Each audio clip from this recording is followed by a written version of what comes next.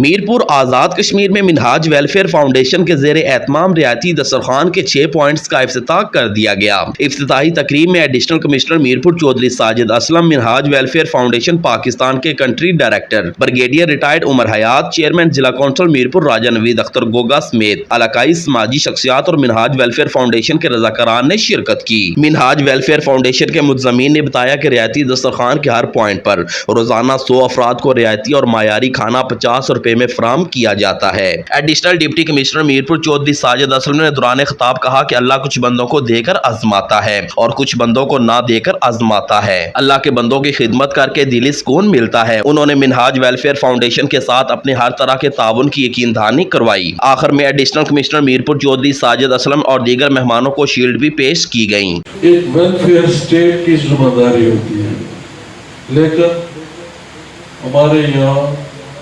بدقسمتی سے کہہ لیں یا اس طرح ایک قوم شاید نہ بن سکے، اور آج ہم دیکھ رہے ہیں کہ ہمارے سوسائٹی میں ایک انتہائی افراتفری کا عالم ہے، اور ہمارا ایک طبقہ بالکل پس کے اتنا نیچے چلا گیا ہے کہ وہ انتہائی قسم پرسی کی حالت میں پڑا ہوا ہے، اور اس کو سنبھالنے کی شاید اسٹیٹ میں سطح بھی نہیں ہے۔